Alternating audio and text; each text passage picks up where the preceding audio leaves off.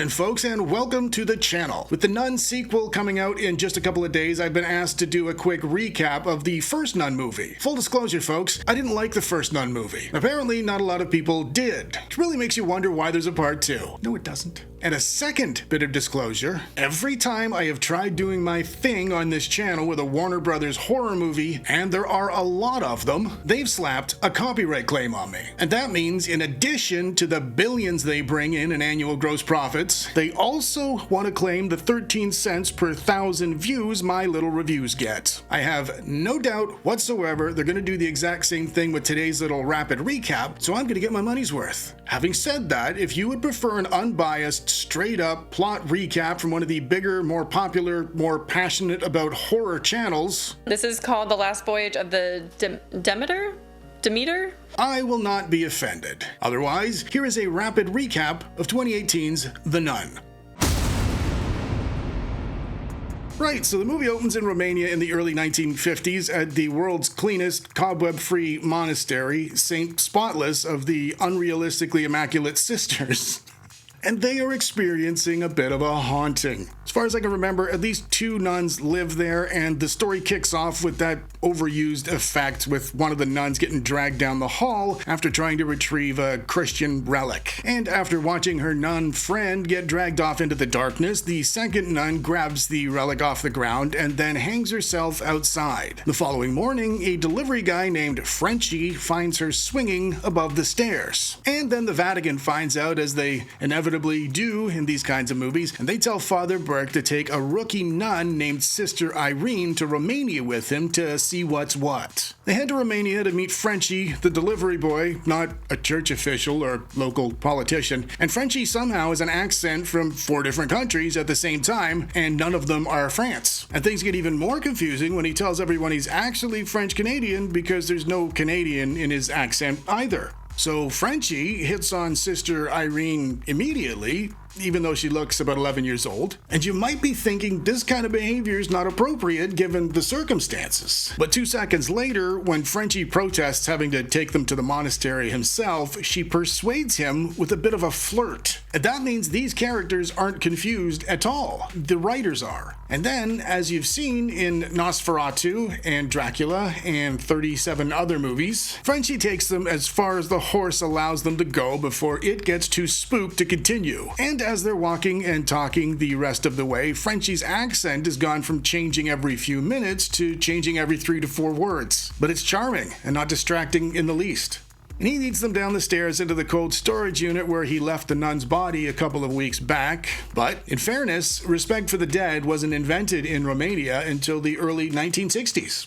And despite being dead for weeks, she's still clutching the Christian relic, which ends up being a giant key. A giant key that Frenchie somehow didn't notice, even though he cut her down from the rope himself and carried her between the 2 locations and placed her down on the bench. So Father Burke pries the giant key from her cold, dead fingers, and then they bury her, with the traditional bell, of course. Originally, these bells were tied to the hands and feet of plague victims in an attempt to minimize the number of accidental live burials. But in this movie, they're utilized as a plot device to tell us in the audience that they're planning on burying somebody later on who's still alive. On arriving at the monastery, Frenchie points to the broken rope and the bright red pool of blood on the stairs underneath it, and he tells everybody this is where the nun hung herself. Just in case they weren't able to Sherlock Holmes these complex clues together themselves, I guess. And just inside the building, they meet this creepy lady, and she has a creepy voice and wears a creepy veil and says creepy things. And she pulls a great and powerful Oz routine on them by telling them to come back tomorrow after they've finished their evening vow of silence. And in the very next scene, when Frenchie asks why they can't just speak to the sisters now, Sister Irene lectures him about respecting the sisters' sacred vows of silence, even though she just found out about it 3 minutes ago and has no experience with these sorts of things herself. No longer digging the vibe anymore, Frenchie heads home and he runs into a demon that looks exactly like Miley Cyrus after 4 days of partying. So, instead of sprinting home to safety, he calls out to her with his Chinese, Polish, Mexican accent, and then he chases her into the dark, foggy graveyard. The exact same way we'd all have done in the same situation, because that helps us in the audience to relate to these realistic characters. And then the demon attacks him and it roars like a lion. And then back in the convent, Sister Irene and Father Burke do the requisite getting to know you chit-chat. Father Burke reveals he's carrying guilt over a boy who died during one of his exorcisms, and if that horror trope didn't put you to sleep by itself, Sister Irene counters his horror trope with her own, when she says she had visions as a young girl. Well... And the more actress Thaisa Farmiga talks, the more you realize her and her older sister Vera look and sound and walk and talk the exact same, which kind of makes you wonder how she ended up getting all these Hollywood gigs and all the Hollywood money that comes along with them. Later that night, in a surprising, shocking, unexpected twist, a CGI snake scares Father Burke into an open grave.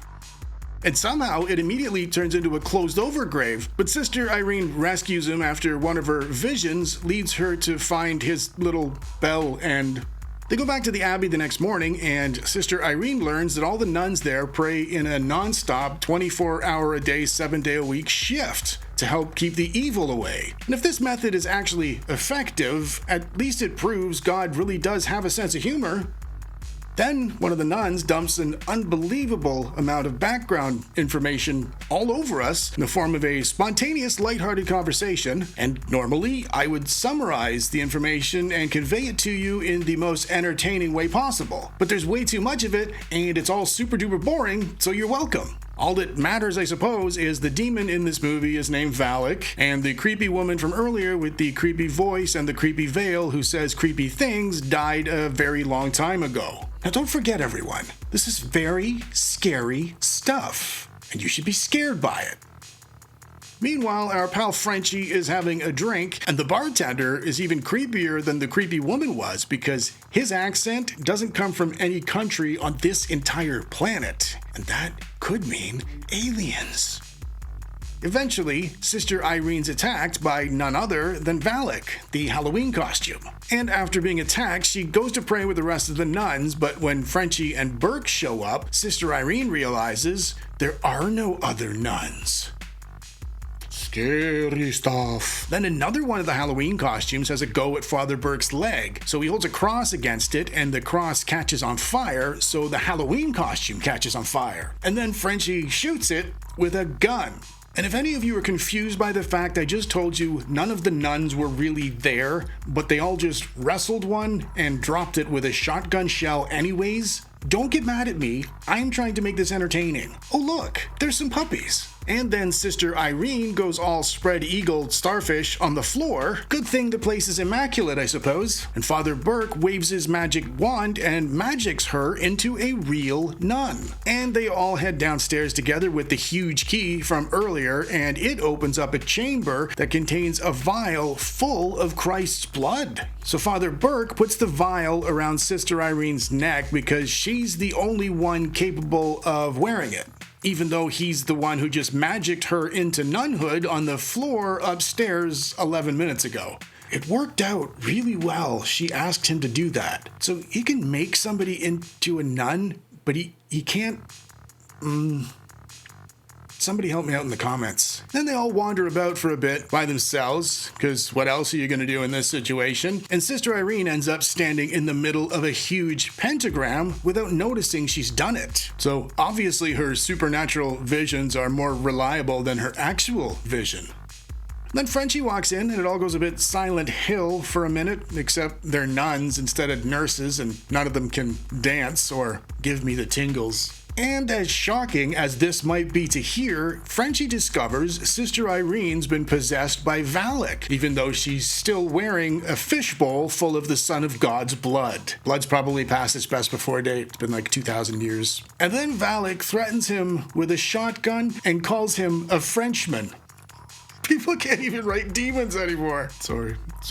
And after she gets his nationality wrong, he smears blood from the vial all over her face. Even though I can't see a way he could have possibly gotten it out and put it back in that quickly, but either way, it snaps her out of it. But then the real Halloween costume shows up, Valak, and she kicks Sister Irene all the way up the stairs and chokes Frenchie unconscious. While all that's happening, Father Burke's wrestling another CGI snake in a different room, or maybe it's the same room, I'm not sure if that matters. And then Valak, the Halloween costume, drowns Sister Irene for a bit, only Sister Irene is only faking drowning. Because in reality, she actually took a big swig of Christ's blood at some point, somehow, and spat it directly into Valak's face. And then Valak vanishes, and a big swirly hot tub opens up outside. Then Frenchie gives Sister Irene mouth to mouth because, let's admit it folks, he was going to figure out a way to do it at some point. The story closes with the image of an upside-down cross on the back of Frenchie's neck, which leads directly into Ed and Lorraine Warren's university presentation of Frenchie's eventual possession, which in turn,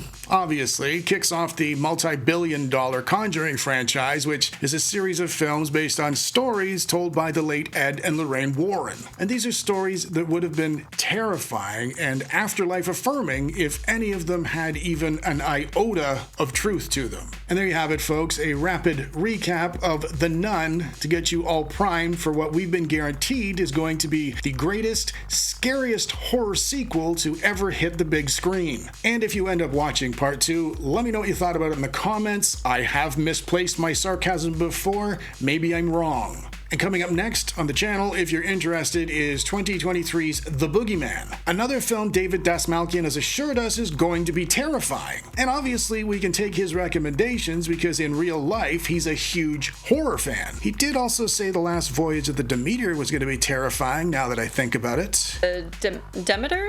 Demeter? He was in both of those movies. Anyways, until next time, folks.